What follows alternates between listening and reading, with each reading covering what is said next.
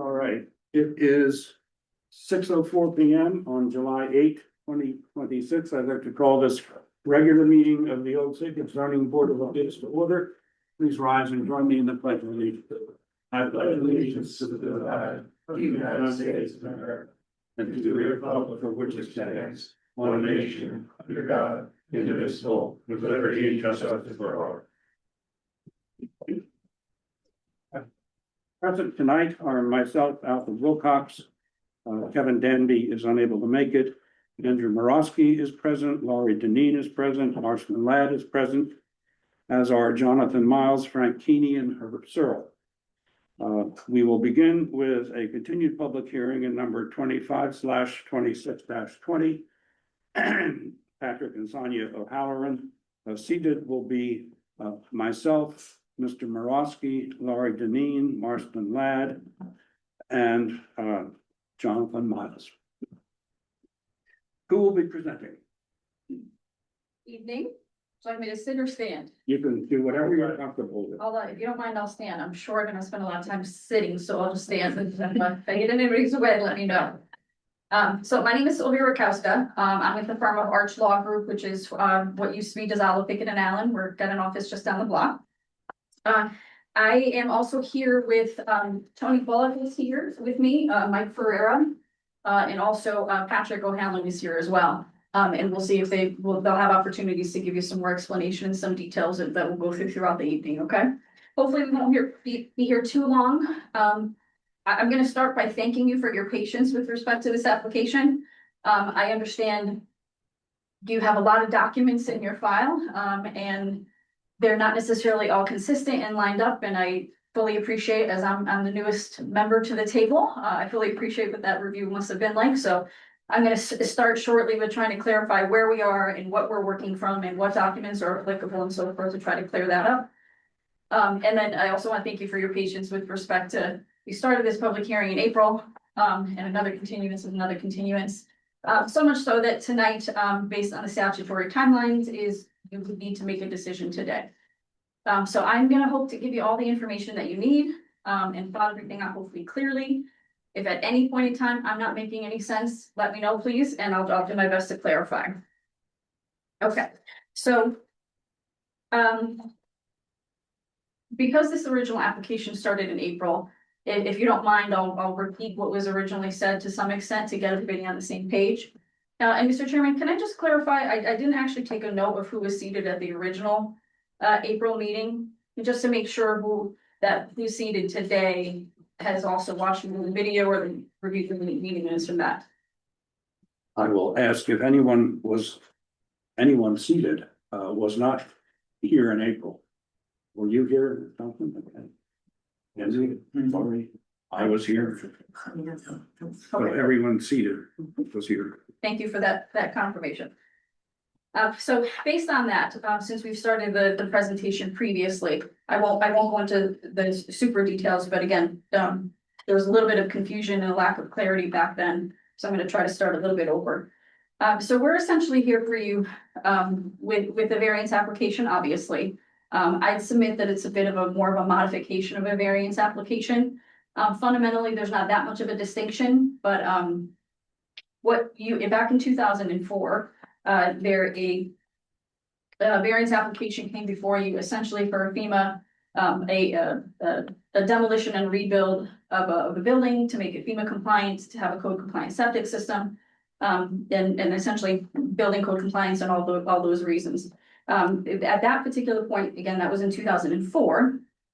That was a 1928. 2024, yes. Dating myself. Yes.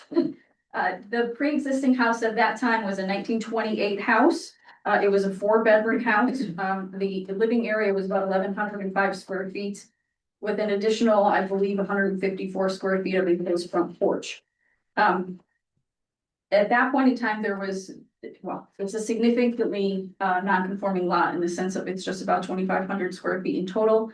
Obviously, you're familiar, there should be an extra digit associated with that. So it's a significantly non-conforming lot, such that essentially there is no buildable space. The setbacks either overlap or butt up right against each other. So functionally, anything that needs to happen with this lot needs a variance, which obviously you're very familiar with. Obviously, with respect to the date of the house is very old and had a non-compliant septic system and was nowhere near what we now consider to be FEMA compliant and the various things that we need for all the reasons that FEMA exists. So in 2024, an application was brought before you. At that particular time, the engineer associated with the property was Greg Fettis, and he created some site plans. Within your documents, there are 2024 site plans, and I understand that Chris Costa has also made the 2024 application public again. And some portions of that application and the minutes and so forth are part of your record in this proceeding. So if there's any clarification that we need to get to with respect to that, I'm happy to get through that as well. So, and at that point in time, it was somewhat of a traditional application, which you granted. And as you noted in the April meeting, I think it was you, Mr. Chairman, a fair amount of that was because of some of the reductions or eliminations of nonconformity. The most substantial at the time was the reduction from the front setback or the Middletown Avenue, the street setback, I should say. The building was essentially relocated and pulled back. That was in part to eliminate the nonconformity with respect to the street setback, but also to allow for the conforming septic system, which is now in that area. So essentially the house was shifted backward. That shifting essentially went as far as necessary to achieve the compliant code system. Obviously, with it being a significantly non-conforming lot that encroaches on all of the setbacks, that necessitated the encroachment on the rear setback, or in this case, because it's a corner lot, side setback. And I'm happy to show you that particular site plan if you like, but I just want to give you a general orientation. So I'm going through some of this because I think it's important so that we know how we got to this point, and I'm hoping to give some clarity. As I heard at least 3 major issues that you had concerns about last time, because I did watch the video and I want to make sure that I'm answering all your questions and giving you what you need to make a decision. So I know that there's concerns, or there's a need to explain what happened with the timeline, when we discovered what and how we got to this place. Obviously, there's a concern with respect to the height. And then there's also obviously a significant concern with respect to the plot plan. Not suggesting that there are not other questions, but I'm going to try to focus, very, very in a detailed fashion on each of those things primarily, and happy to answer any additional questions. So that 2024 variance application and site plan was approved. There was obviously construction that ensued, and at the point of the as-built being created was when there was a discovery of various information. So I'm going to go through each of the things that was discovered separately, because they're different reasons made different errors occur. So to try to make it as clear as possible and not muddle the issues, I'll go through each of those individually. But generally speaking, during the course of the as-built, that was when these various discoveries were made. Such that in conversations with Chris Costa and so forth, it was determined that we needed to come back to you to clean the situation up. So just to clarify with respect to that as well. So from a timeline perspective, where we are is at the as-built stage, which means that the house was essentially fully completed. We have pictures, and I'll put those in the record in a second, of when the approximate time when the discovery was made. The house from the exterior was fully done. Siding and everything was fully done in that. So it's not the kind of circumstance where the house was just framed out or there was only one level done. So unfortunately, it was a very late discovery, or arguably too late, and we'll give you examples or an explanation as to why we believe it was too late and there wasn't anything that could have been done. And the things we're trying to do to remedy that at this point. Okay. So let me start with a little bit of additional housekeeping. Tony, can I have you? Yes. So can you spell his name for the record? You know what? B as in boy, O-L, Yeah. D-U-Z. That's one. Inside Tony? Yes, Tony. Thank you. And he's the, What's your position with this? So I'm the owner of Double B Design. Double B Yeah, Design. we do surveying engineering. Ready. So what you already have in your record, is a site plan done by Double V. Double V, design, that looks something like this with the photographs down at the bottom. What we're gonna be submitting into the record to you today, essentially the site plan aspects of it are identical to what you already have in the record. And this is gonna be the site plan that we're essentially working from. The changes that I've asked Tony to make are solely to the bulk zoning requirements statement. Not because we're doing anything different, because there's nothing being changed about the construction, there's no proposed revisions to the house, nothing like that. We just want to all get on the same page because of the confusion that happened with all of the various documents. What Tony is also handing out, because my eyes aren't so good anymore, so to help everybody out, I had him enlarge the zoning table for you so that we can walk through that. So in your record, you should have the updated site plan with the only change being the chart. And a independent page that just shows the chart and some annotations on the side that we'll walk through. Okay? Does everybody have that? This is new. So just to start with, I want to walk through from a housekeeping perspective, just what's on the chart to make sure we're all on the same page. The chart now conforms with your agenda, which is always a good thing. And conforms with all of the clarifications and details and investigation that we've done. I will acknowledge that there has been different versions in various different pieces, and I'll try to walk through those so that there's no confusion. So I'll start with the second line down, the from street line, a north setback. The requirement, as you know, is 25. The variance allowed in the 2024 approval was 6.5.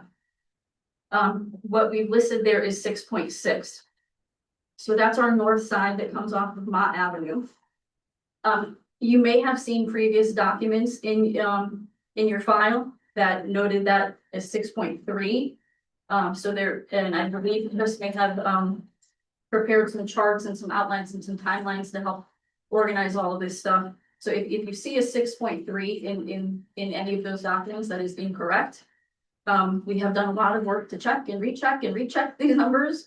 And at the suggestion of Chris Casa, Jeff Jacobson, your town engineer, has also reviewed some of these details as well. So we are quite confident that this chart is what we're working with. Okay, so even though you may have other documents that say 6.3, that is not true. It is 6.6, and therefore, with respect to that particular line item, we're obviously more conforming than what the variance was. Okay, so going down the line, our next shift is the side setback on the south. That was approved for 6.5. And the existing, we've confirmed, we're separating that number out into two components. And I'll talk about each of those individually. From the house is 6.4. And from the utility platform is 2.3. Let me just make sure we're all on the same page. At 6.4 feet, not 6 foot 4 inches. Correct. Okay. Yes. Yes, very good point. All right, then the next line down, we have other setback that's on the east side.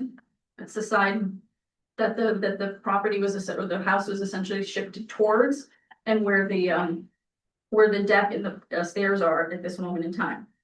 That approval was for 7.67 feet. And the current is, again, we have two different figures here that are consistent with your agenda. 7.5 feet to the deck, excuse me, and 3.2 feet to the stairs. So again, I'm going to explain each of these points, but I just want to make sure we're all on the same page with the data that's relevant for you today.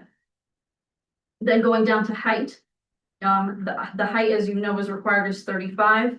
The information that we have about the pre-existing house or what was requested is that it was just below 35. And what we've measured here is 35.8.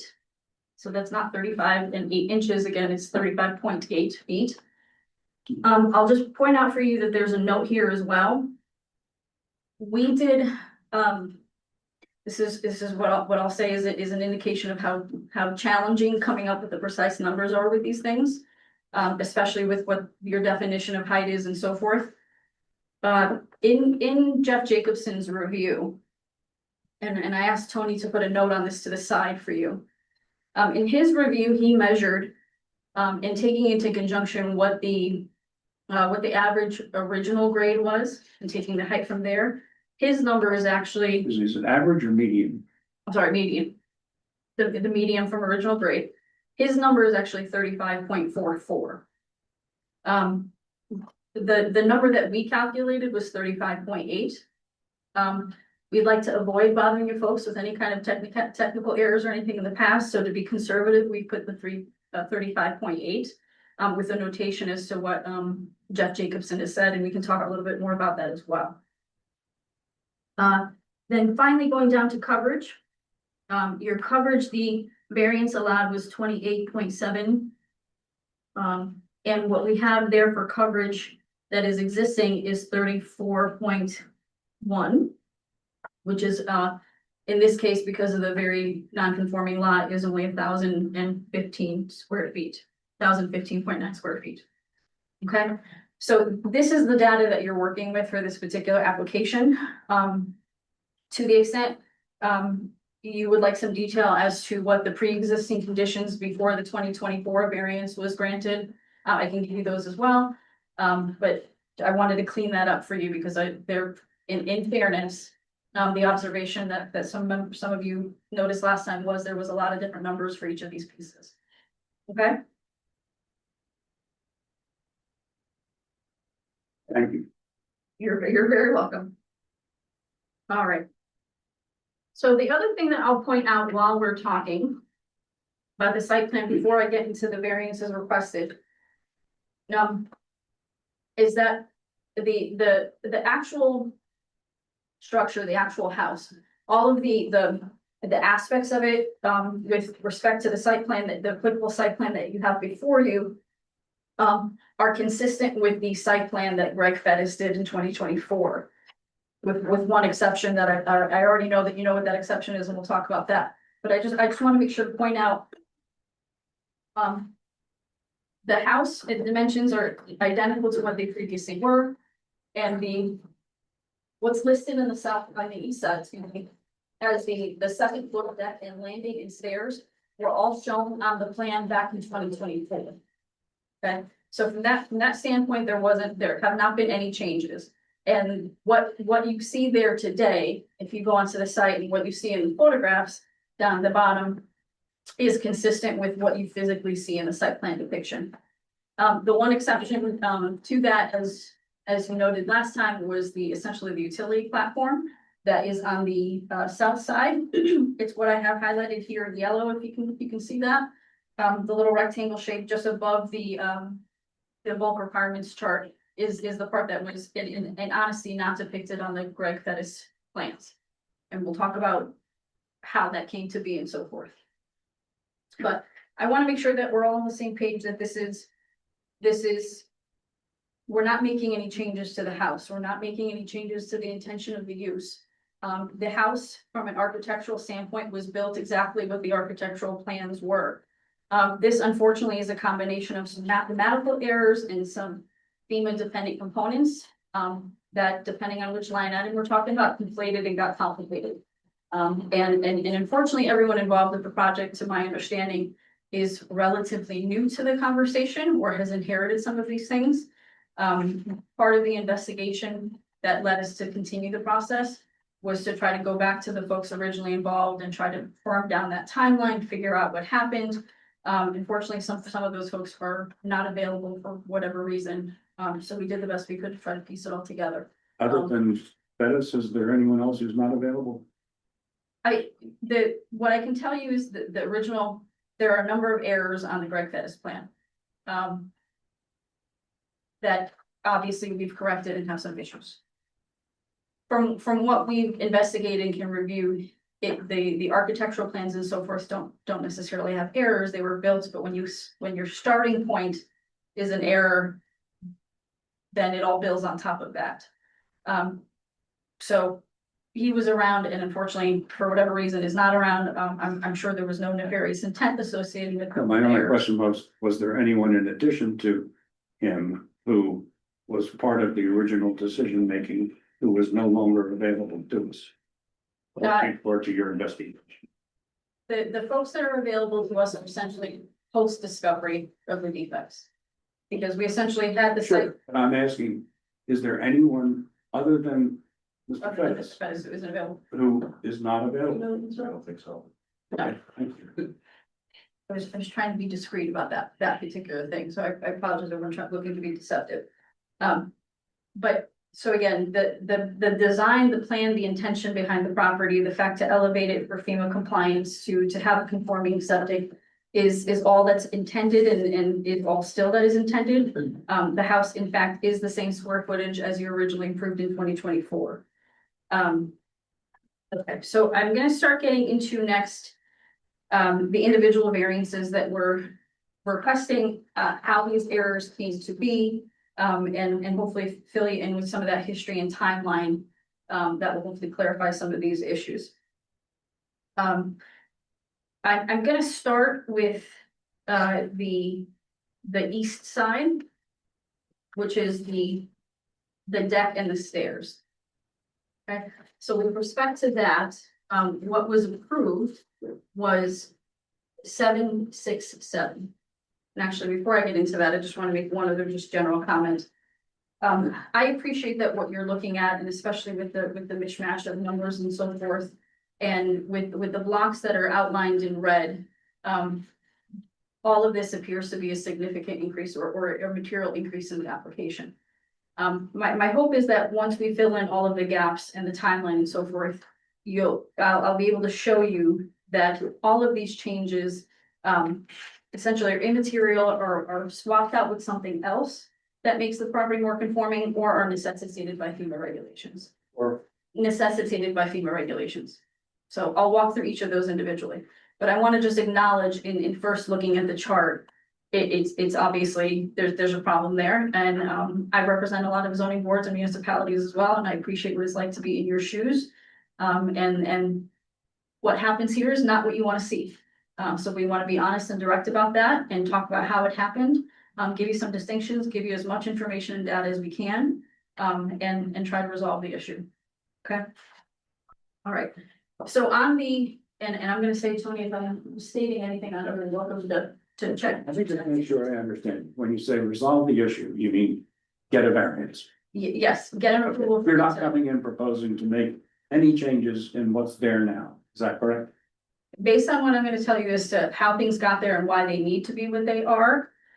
My premise to you is essentially that if this correct chart came before you in 2024, We would have approved it. you would have approved That's it. what you're telling us. Yes. Okay. Yeah, and I'll tell I you just why. want to make sure I understand. Yes. Yes, you're right on my point. So we'll get you that. I just want to acknowledge the fact that that might not be obvious from the first blush. Okay, obviously you have a new variance lined up in there for height, that feels like a big deal. We'll walk through that and document all of that for you, okay? So I'm gonna start on the east side again, where the stairs, the landing and the deck are. On this particular portion, it's a function of two different things. The 7.5 reduction, or I guess increase in the variance request from the 767 to the house. That is essentially a function of the siding. As you might expect, when these drawings are done, all of the details with respect to the siding and the aesthetic aspects of the property aren't necessarily decided. The siding varies to some extent. It appears that the original calculations, as best as we can tell from our investigation, were done from the foundation, which is obviously hopefully a flat, smooth surface. When siding gets added into the mix, for whatever reason, either those decisions weren't made or something that adjusted the numbers You thereafter. said from the foundation. I thought this house was on stilts. Well, from From the from floor plate. yes, that's a good point. Essentially from whatever flat surface was there before the siding, and some of those aesthetic choices were made. So it seems to be that was a miscalculation from that standpoint. But I want to be clear that the house did not shift any further. The interior walls are where they were intended to be, so it's sort of an exterior aesthetic shift. So in fairness, the number is higher or is lower respectively in this particular case, but I want to make sure that it is where that came from. The 3.2 number comes in because for whatever reason, and I don't have a great answer for you. Although the stairs, the landing and the deck are shown on the plan and obviously clearly exhibited, the dimension of that was not articulated previously. We believe that dimension is not shifted other than the, obviously we're starting at the 7.5 instead of the 7.65. But the dimensions of the deck, the landing and the stairs have not changed from the original plan and they were built to what the dimensions were at that time. So they just weren't part of the calculations, but they were visually articulated. So my offer to you is that essentially the project that you approved and that you can visually see here is in fact exactly the same. The calculations are different, a technical error from that standpoint. Under our zoning regs, when you have an elevated house, do these stairs count With respect to setback, coverage? Yes, yes. There's an exception. There's one exception, not to get too deep in the reg, there's one exception for accessibility sets of stairs, but if it's a rear set, it does count. Thank you. but the other, this may be going a little further than you want me to, but the other exception that applies with respect to these kinds of significantly non-conforming lots is there's allowances for some protrusions and siding. The word siding is not actually part of the plan, but for gutters and various things that go into setbacks from these tiny lots. Okay. So that shift to the east, that was necessitated by the septic and to get the property or the house away from the street. Only went as far as we needed to be able to get that septic system in. So it landed where it could. So the attempt was to mitigate it as much as possible. But obviously with this kind of structure, there's a need for deck, stairs, landing and so forth. So, and the dimensions are relatively nominal. Okay, Tony, you want to add anything on that side? We're good. Okay. Just so I'm oriented, it's been a few months since I was out there to look at the property. This is on the marsh, the stairs. It's not as though you have some neighbor immediately behind you. But, okay. That and there's also an existing fence on that side as well. So there, and I think in some of these pictures, you may be able to see the fence or some of the pictures that we'll put into the record, you'll be able to see the fence on that side as well. Okay. So the next, so that shift, that part on the east, it makes for the need for the variance modification from the 7.67 to 7.5 to the house, and then the 3.2 for the stairs, the landing, and the deck. That one piece as well also forces the coverage issue, or is basically 75% of the coverage issue. Because each of those factors was not contemplated or in the mathematical equation for coverage. Okay.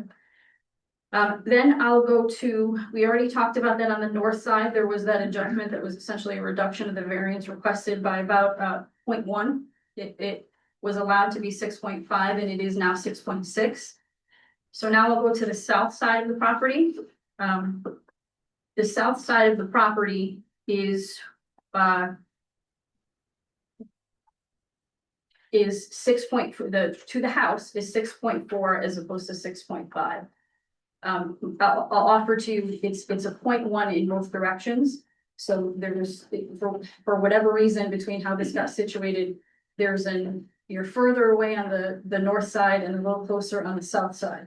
But the net total of the reductions of the nonconformities is greater than what we started with the pre-existing condition. So to address that point of, this was in part granted because of the reduction of the nonconformities. It's essentially a swap between the two there with respect to the measurements to the house.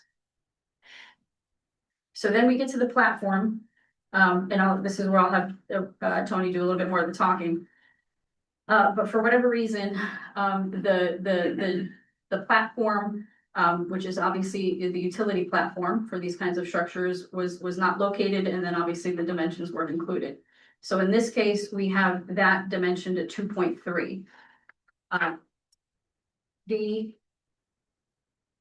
The platform, as you've probably heard in several other applications, is necessary to locate the mechanicals, or in this particular case, the mechanical that's there is the AC unit. The AC unit had to be placed somewhere. So in this particular, and obviously pursuant to FEMA, it can't be on the ground level, so it has to be elevated. So that forces the need for the platform. I'll have Tony, sorry? It could have been on the deck. Well, I'll have Tony articulate how that came to be and where all those pieces came in. We did explore, I think it was brought up at the last meeting, why it couldn't be in the attic or carved out in the attic space. So he'll be better suited to explain to you those kinds of granular details and so forth. And then just to be totally transparent about this, because I think it may have come up in the last hearing as well. The span of that area, the span of that platform, is to accommodate the generator for the property as well. Obviously, I'm sure you're very familiar with the area and the need for generators and so on and so forth. So that's essentially why the size of the platform is what it is, and the location of it. I'm gonna call out, because I think there was a little bit of confusion that was started based on the Thomas Stevens and Associate letter that you have. It looks like this. This was dated November 25th, 2025. And on the second page of it, it attempts to talk about the height situation and how we got there. But I'll talk about that in a second as well, but from what I can tell, and from discussions with various folks, I think there's either a misstatement or just a muddling of a couple of issues there. I believe what he's talking about there is the elevation of the platform was intended to be at a certain elevation. FEMA came in and said you need to raise the platform up a foot, and that's why the platform needed to be raised. There's at least an implication that in some way impacts the height piece of it. I'm not clear that it does. From our investigation, I think the height came from a different set of factors. So I appreciate where that came from and the questions on that issue. So I'll perhaps this is a good place for me to have Tony comment more about the platform, or do you want me to finish my discussion with respect to the height? And then come back to Tony. Let's come back to the height. Okay, all right. I'll do that as a separate issue. So as far as I can tell, the reason that, so because this is intended to take a generator and an AC pad, that due to the doors and the windows on the back, if it was on the deck, it wouldn't be compliant for setbacks for that. So you have to be a foot away from the building with your AC units and your generator, which is why this is 4 feet, not 3 feet, standard generator. So if it was in the back portion of that, it would be blocking one of the doors. So I think that's how that came about, with it being on the side. So, and again, looking at the attic area, one of the questions or comments was that, you put it up on the roof, the entire attic is filled with the furnace and ductwork for the house. Again, it's only an 1,100 square foot house, not a lot of room for everything, so everything's kind of tucked up in there. Is the platform shown on the plans for the 2024 variance? On the original price bump. It is not, for whatever reason, the mechanical aspect of it wasn't detailed on the site plans. Obviously, every house needs mechanicals, and obviously, if you're dealing with the FEMA raise, it should have been, and I think we all wish it would have been. But I'll submit to you, because the mechanicals would have needed to be placed somewhere, and we had explored the attic, that is sort of chock full and sort of tightly packed up there. The deck is not a feasible space. I'll also note for you again, this property went from 4 bedrooms to 2. So obviously that was so where the windows landed and everything else was a function of that as well. That was again to accommodate a smaller septic system. So there's been a lot of thought put into paring this down as much as possible to make it as compliant as we can. So there was an exploration of where the mechanicals could go, and ultimately this was the only place that it could land. Could you do me a favor and just reiterate, and maybe I missed something, the deck was not feasible for the platform for use, for what reason specifically? So separation to the rear of the building would push that out a foot, and there's a door there. So in order to, you'd have to have 3 feet of space to get out the door. So there's just not enough space on that deck in that area. What kind of a door is it? Is it a slider? It's double doors, Excuse me? double doors. French doors. French doors, thank you. And it can only go on that side of the house because of, Would it fit if you just had a regular standard door? I haven't explored that option, I mean. I couldn't answer that without talking to the architect why that was designed that way, because I haven't actually been in the house, so I don't know what's there, I don't wanna move their doors around on them. So the other difficulty with respect to that is it arguably would push everything further towards that rear setback as well because of the space necessary between the house and the AC unit. So then we're pushing tighter up against the very close side setback or other setback. I go on the other side of the house. Why don't you go on the north side? Where there's not a house 5 feet from yours?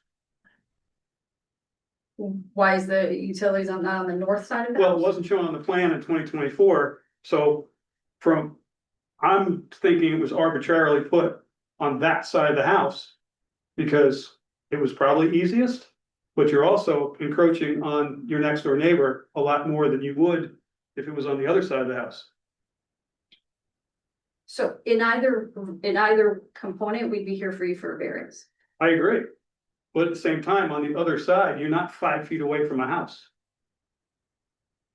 Fair, I'm not sure how all that evolved. I'm not sure, Tony, if you have any No. greater detail with respect to that. The thing you said was, when we showed up to do the asphalt, so it's pretty much It's finished. more or less arbitrary, because it wasn't shown on the original plans for the variance. Got it.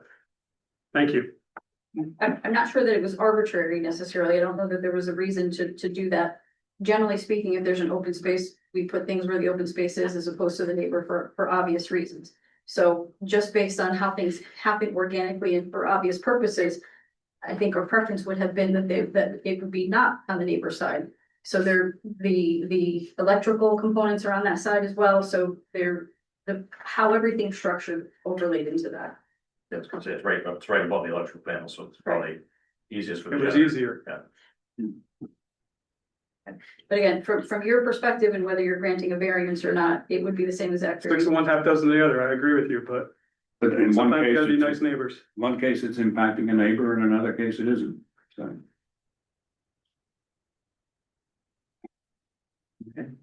Do we have any other questions with respect to the platform?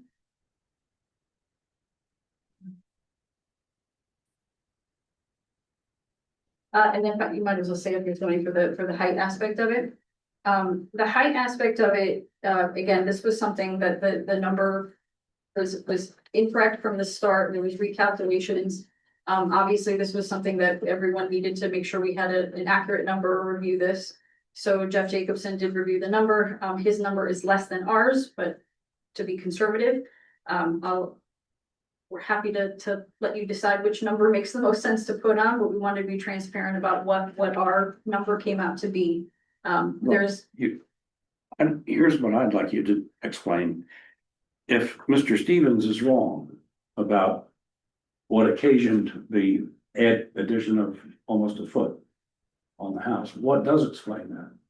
Why?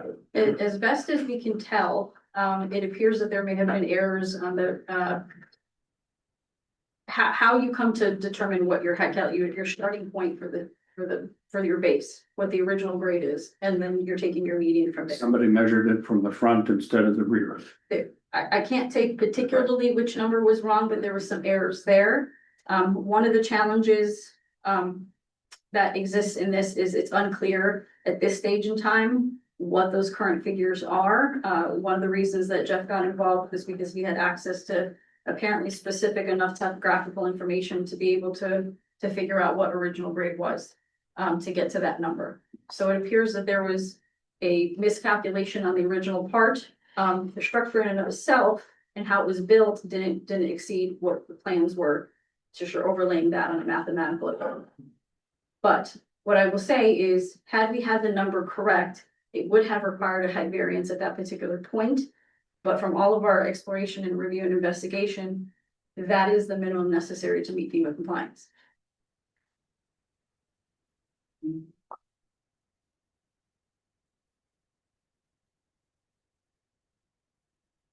Does anyone have any, are you finished? With respect to this, yes. Okay. Okay. Any other questions on this one? Okay, go ahead. So, Please. so I'll end on this point and then obviously we're happy to answer questions.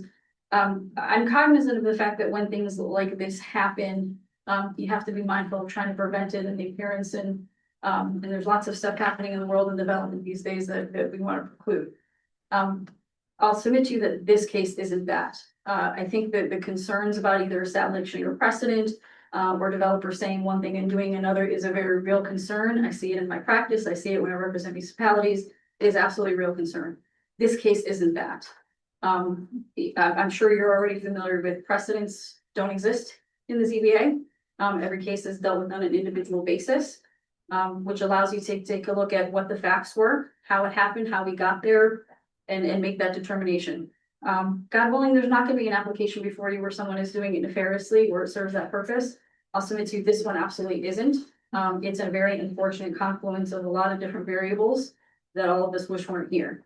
But at the end of the day, what we have is a house that sits as it was intended to sit.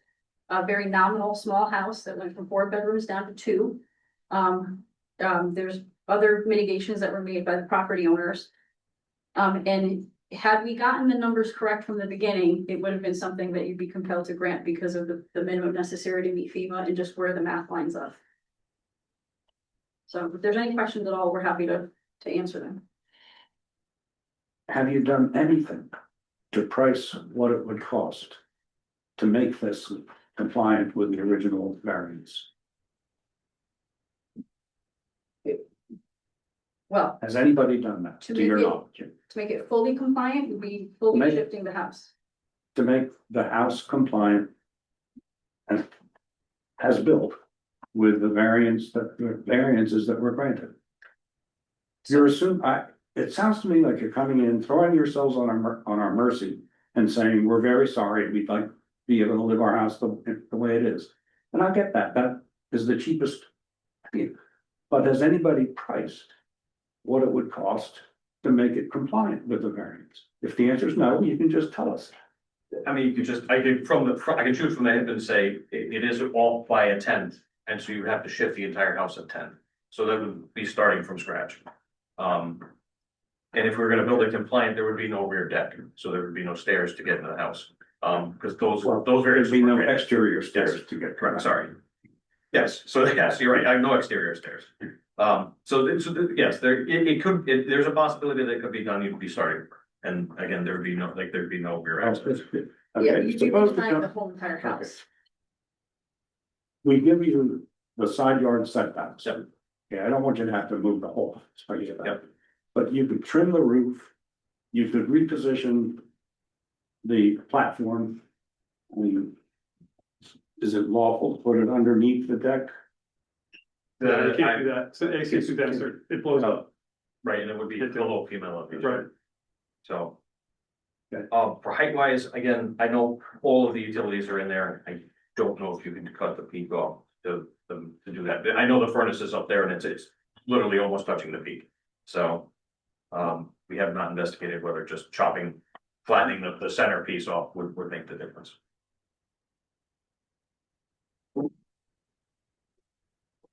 How much elevation is there up there? It's not much as, I I'm mean, looking at it, very, very slow. it's a 5 pitch, which you can go, I mean, you could go to a 4 pitch, but you're risking shingles, at that point. But you could flatten it and put a fiberglass roof on the top. Is there a collar up there? Probably not. Collar ties? I don't think they would do a structural ridge up there. I bet you there's collar ties. Literally cut it, I know what you're thinking, take it right back to the collar tie and just cut it. See, here's the thing. You started out pushing the height envelope as far as you could. Mhm. That means you've got to be real careful when you're building. Somebody wasn't real careful when they were building. And, there is a way to fix it, I would think. But they don't want to spend money. That's what we're here for. That's what we're here about. And I just wondered if anybody, I think it would be helpful to us to know what that minimal expense would be. I mean, well, I look at it, you got a tenth on each side. Yep. So the house wasn't planted in the right position to begin with. Or else we would have we'd be talking about the height. And the platform on the side. That's all we'd be talking about tonight.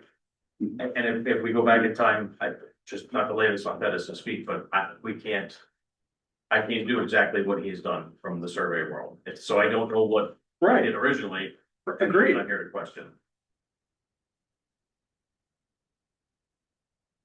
So again, I want to make sure that I very much appreciate the height and we've explored a lot of different things of them, maybe quantifying exactly the dollar amount.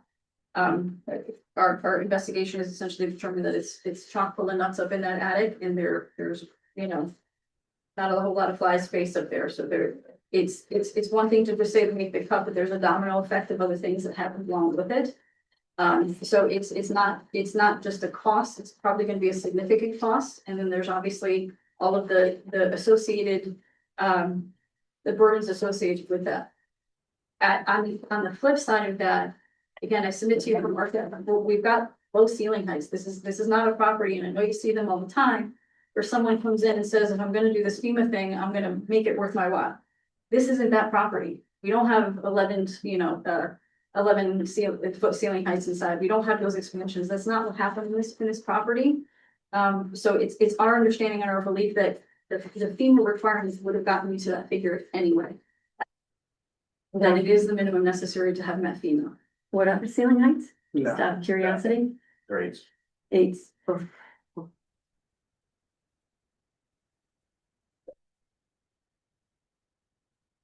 Any other questions? Okay.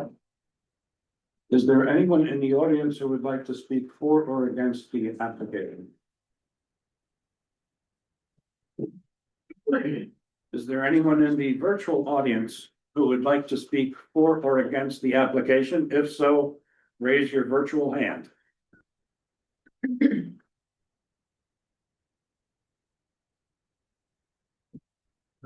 No one?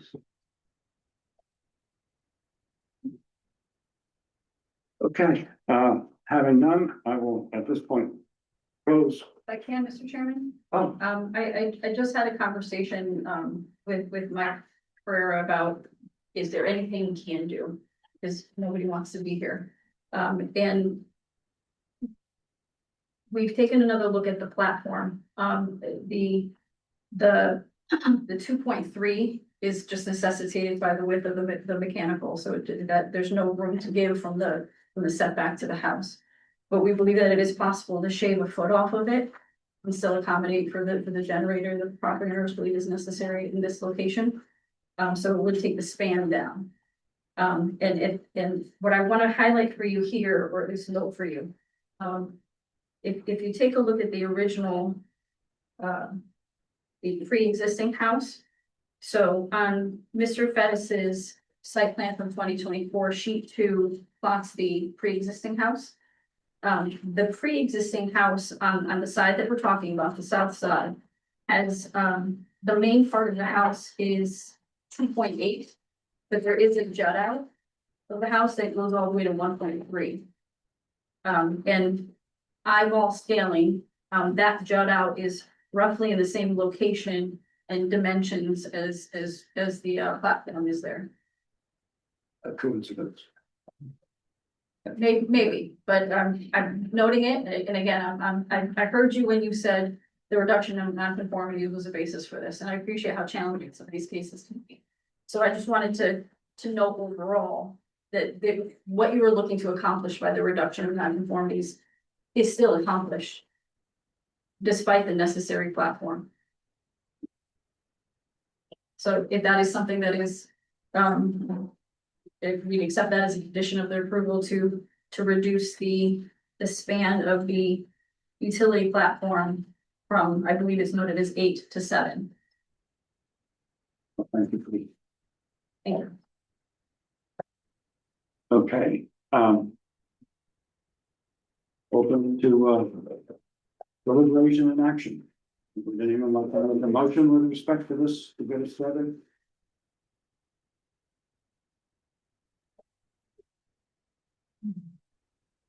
Right, I will move that the application be approved in part and denied in part. The part that I would approve would be changing the variances from the side yard setback as proposed. North and south. Except, North and south. I said not, yes, north and south side yards. Except that as to the utility platform, I would make that conditioned on moving it to the north side of the property. I have heard no real justification for the height variance other than that it was through some kind of carelessness or neglect when it was built, when it was designed to be right up against the limit. It somehow got increased, and we have no explanation of how that occurred, and we have no explanation of what would be involved cost-wise in fixing it. So maybe I don't see that we have a justification for granting that. If there's a second, we can discuss it. If not, somebody else can offer a motion. No, I like the idea of moving the platform. And I'm not, the tenth of the foot on either side and giving it back, I mean, that's just, what troubles me is the height doesn't sit. Yeah. Okay, they didn't plant the house in the right place, and I don't buy that. There's plenty of FEMA compliant houses that have been built under 35 feet. So I agree with each other. Is that a second? Yes, it is. Okay. Any discussion? All right, all in favor? Aye. All right. Aye. Any opposed? Any abstentions? Thank you. Mr. Chairman, can I ask a question with respect to the coverage? Oh, you've got that. Thank you. Now, we're concerned about the location of the platform. Okay, got that? I hope. All right. Thank you very much. Yeah, that was the clues anyway. Yeah, pretty much. Next we have application 26/27-2C, Ernest and Beverly's Whitfield. I hope I pronounced that right. Seeking a variance of paragraphs 10.7.1, 10.7.2, 58.2, 58.6, 68.1.2B9. Respecting the property located at 502 Main Street. Who will be presenting for the applicant? Well, that'll be me, Raymond Malinowski, legal Sorry? design. Raymond Malinowski, Raymond Norris. Thank you. legal land design. I'm here today with David Noe, one architect. Joe Wren, legal land design. You can spell your last name, do you mind? I'm sorry. MALIL. L. Yep, INO. Yep. WSKI. Thank you. Have a computer with me. I just need to connect to Zoom, right, to share my screen. Yeah, right, yeah. Alright. I think I'm all set on Wi-Fi. Will it work? It's loading right now.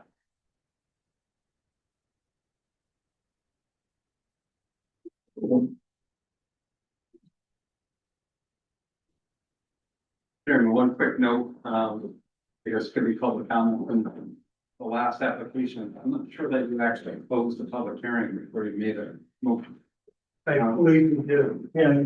Did everyone vote on it? No, No.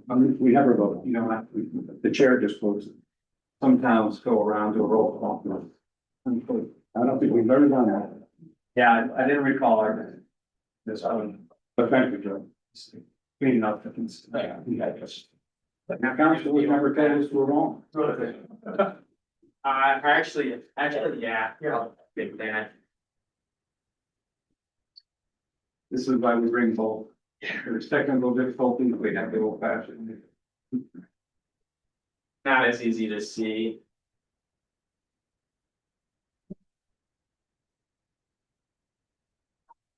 Maybe another minute to see if it loads well.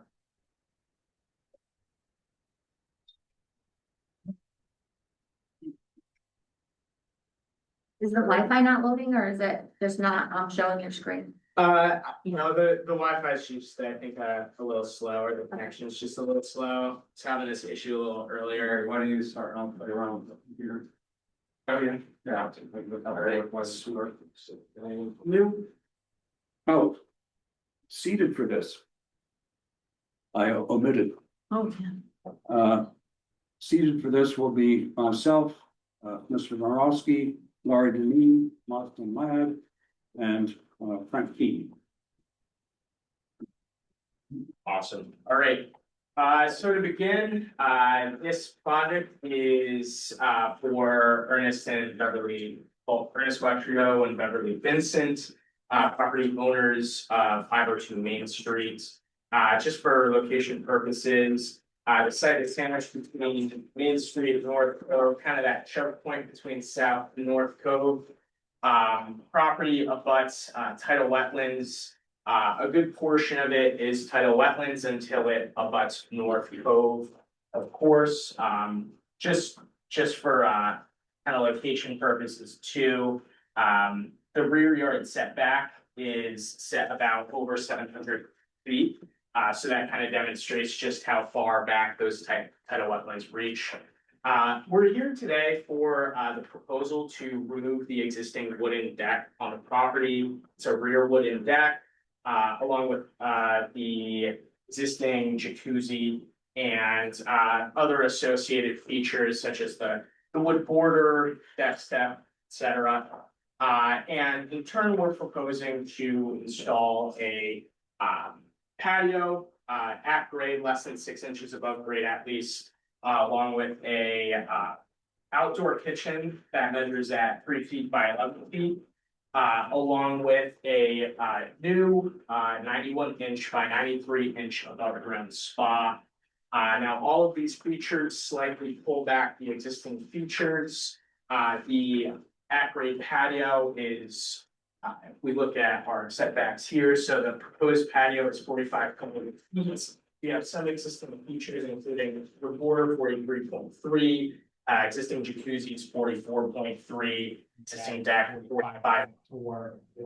And the proposed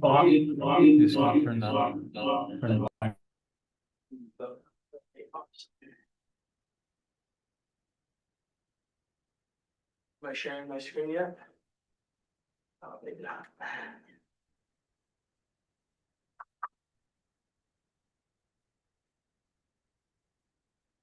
Yeah, this is a little easier to see for everyone.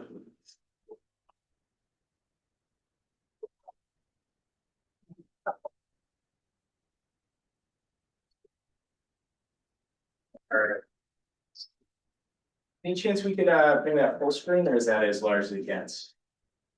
I think if you X the participants window. Oh, sorry. Oh, no, don't cancel, just cancel. The little X, the lower one.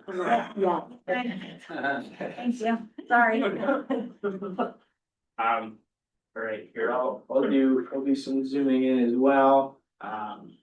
So I was talking about some of the setbacks for the existing features as well as setbacks for the proposed features. So that proposed patio comes back about 0.4 feet from where that existing deck is closest to the tidal wetlands. We are seeking a variance for the river gateway setbacks, both for the 50-foot tidal wetland buffer as well as the 100-foot Connecticut River Gateway Conservation Zone setback.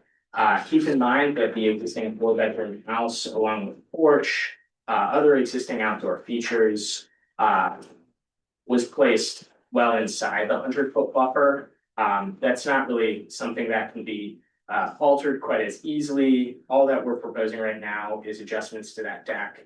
And on top of bringing the patio closer from where that existing wooden deck is, we're also proposing a substantial reduction in coverage, such that the existing coverage is non-conforming at 15.1%, specifically at 4,646.5 square feet. And we're reducing that number by about over 800 square feet, which is a reduction in over 2%, and brings the property, at least in terms of building slash structure coverage, into conformity. There are no other proposed changes to the house aside from, since we are eliminating the wood deck, there will be proposed steps right up here. Just a couple steps. Do you happen to know the width of those steps? So it's 2 risers and they were 14 inches on the fence. So 2 steps, one from the existing house and one from the existing sunroom. Both will remain.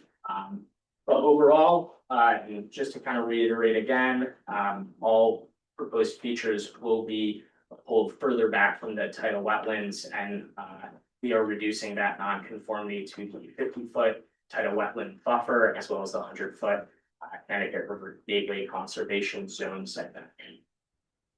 Oh, also, forgot to mention, we did get approval from the health department for this project. And we did go through the Connecticut River Gateway. We also submitted a coastal site plan or a CAM application to the town. We know that went to the state. I don't believe we received feedback from the state yet, but they did get their 35 days that they're permitted. We can go over that as well. I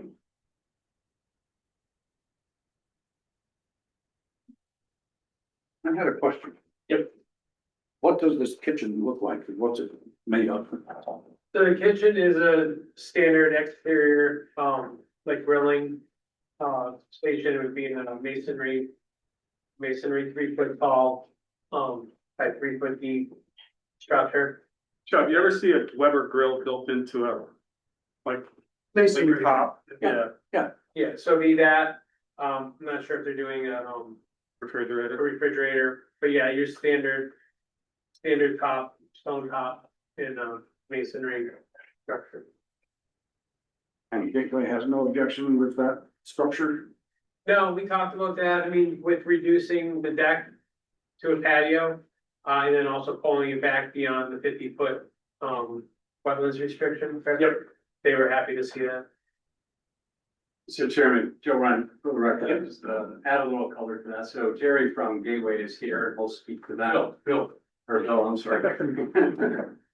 That's right, Bill, so Saybrook, Jerry's deeper. So in Gateway's eyes, they do that as a structure, but it doesn't meet the definition of structure in your regulations. It's less than 7 feet tall. It is a masonry structure, but either way, right now, the deck that is there is above the ground, and that is a structure, and that's much closer to the marsh into these setbacks than this kitchen will be. So even if you consider that as a structure, which I don't think it meets your definition in your zoning regulations as a structure, we're still proposing it to be further back than the existing structure, so it's still a reduction of non-conforming. Substantial, and the biggest reduction here is the coverage, because it's 800 square feet. There is, I don't know if this was mentioned, there is an existing above ground spot, and that's closer to the marsh. We're putting one back approximately the same size, more or less, but it's a little bit further away.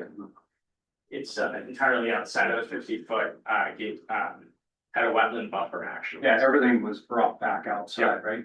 Yeah. Any structure was brought back outside 50, so anything that was non-conforming to the 50-foot tidal wetland buffer before is not conforming to that 50-foot. Right.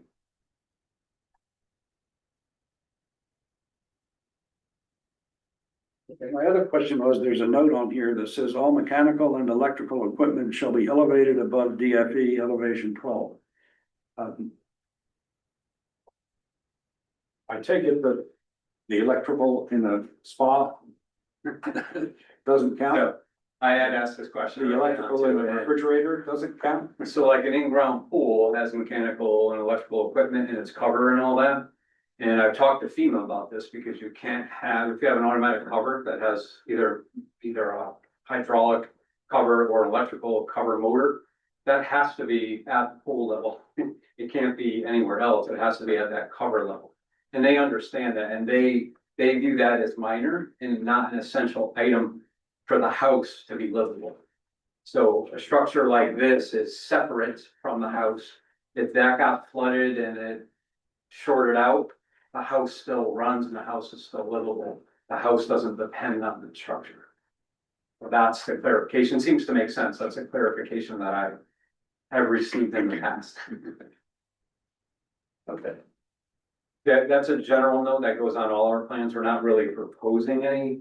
That's really for HVAC, like you were talking about the last generators, talking about the last application. That's really for that. In this particular case, it's just an enclosed, above ground swim spot. Yeah, so it would be on its own dedicated breaker, and like Bill said, if it did get hit with water, it would break that, only that one breaker and not the rest of the house. Another, okay, plumbing, is there an outdoor sink in this? I am not sure if they were putting a sink in it or not at this time. Because that would be piped from the house. Right. So one thing on that, and I just had a discussion related to this with Tom McAwicky, who's your local building official. We are working on the Vicky W Pavilion down there, and we're gonna be redoing that septic system for that town project. My question was, we have to put in a new pump chamber, a new septic pump chamber over there. If we had to put a panel, control panel for that pump chamber down there, it would be higher than the roof of the pavilion.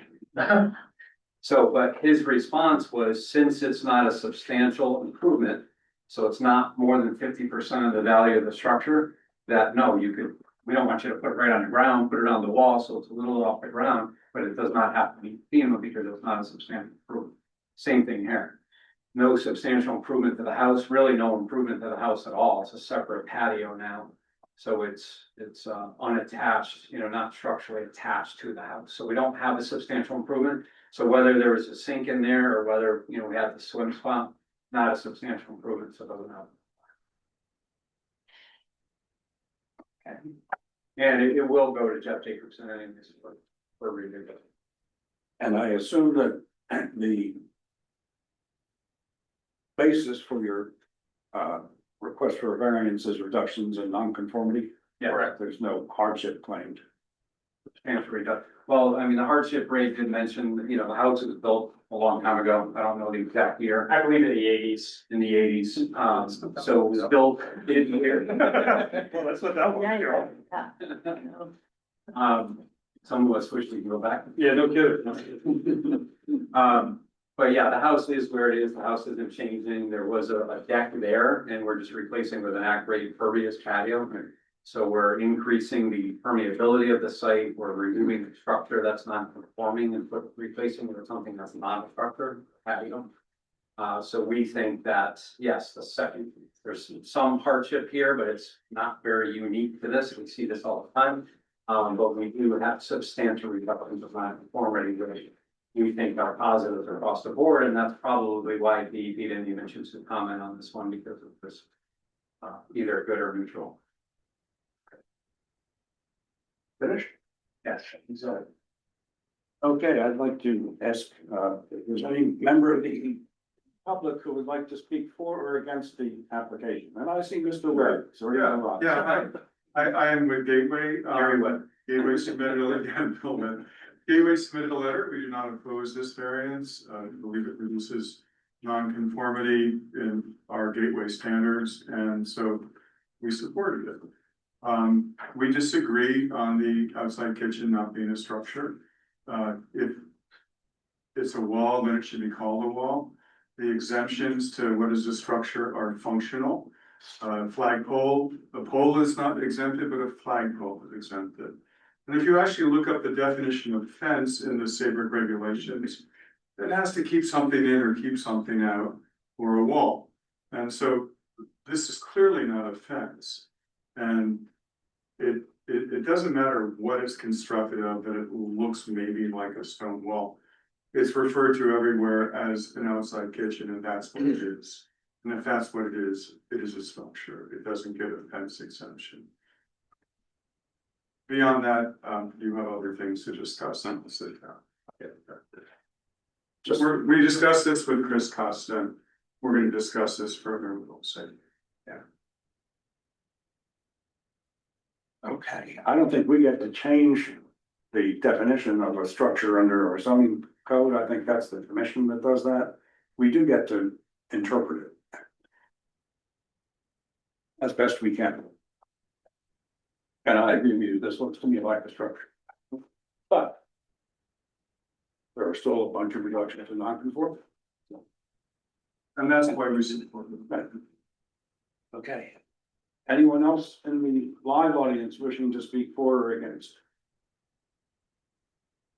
Is there anyone in the virtual audience who would like to speak for or against the application? If so, please raise your virtual hand.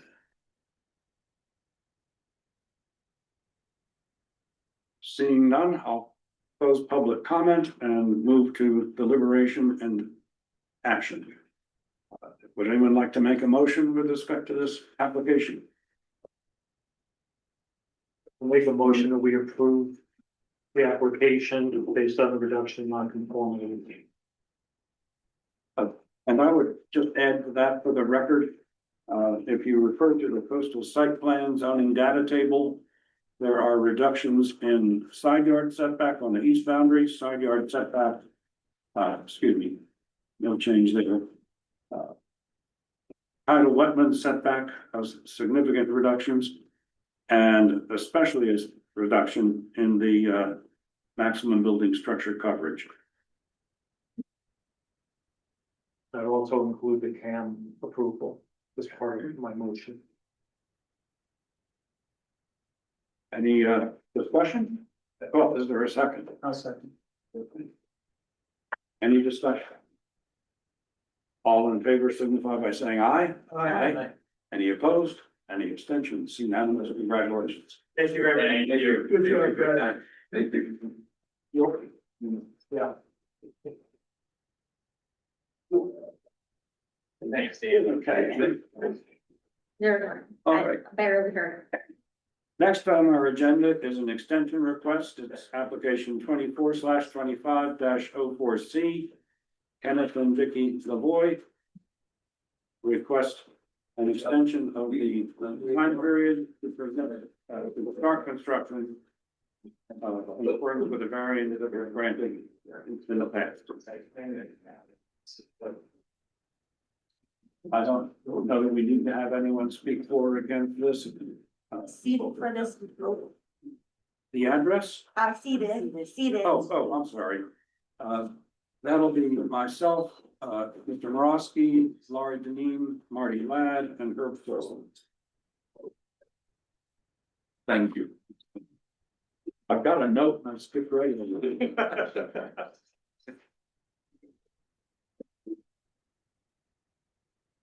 I'd like to make a motion that we grant this request. The personal circumstances seem to make it eminently justified, and there's no change in the neighborhood in the intervening period that is likely to adversely affect any neighbors. And I put just no, I don't know if it's required to have a reason. It's not required to, but our council has Yeah. recommended it to us. Okay, is there a second? I'll second. I make a First. motion. Any discussion? All in favor signify by saying aye. Aye. Any opposed? Any abstentions?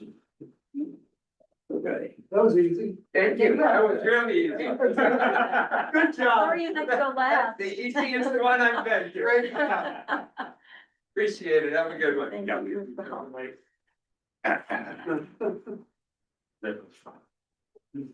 Okay. We have minutes. Anyone like to make a motion respecting our minutes from I'll make the motion, June meeting.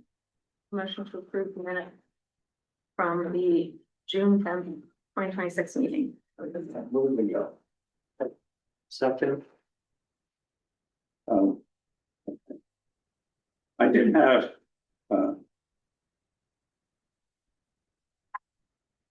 an observation. There wasn't a motion to close the public hearing. I just closed the public hearing. On which page? I don't have it in front of me. I know. You know what? I think I'll just come in and drop by and talk with, Karen. Chris? Yeah. Janice? Janice. Okay, fine. So if we vote on the motion, so if we voted on it, we need to, if you have a question, we need to correct it now. To make the vote count, or we can wait and talk to Janice and then make a vote at the next meeting. Postpone. Yeah, Would you prefer that, or what would you prefer? I think I prefer that because there's another one here. You have some Yeah. questions. The Levy one. The motion doesn't, according to the minutes, doesn't contain any reason. But we have to have the reason stated in the motion. That's fine, so we'll postpone. Yeah, So you're making a motion to postpone, suggesting that we postpone that vote Approval for of the these minutes. reasons. so. And I just need a second and a vote. I'll second that. So, Well, no, I made the motion initially, so I can't. If we're gonna push off, Okay, someone else. So we're postponing the extension? no, No. we're postponing the. Approval of the No, minutes. approval of the Approval of the minutes. minutes. Okay, Jill seconds. I'll second. so, and Herb is seated for the minutes. Yes. I'm sorry if I said your name wrong. Oh, it's a, Okay, Same five that did the last. yeah, that's fine. I just wanted to clarify on the record to make sure that was, so we're gonna do that and then. well, let's vote on that. Yeah. And we'll just vote on it. Okay, all in favor of postponing dealing with the minutes from our June meeting, say aye. Aye. Any opposed?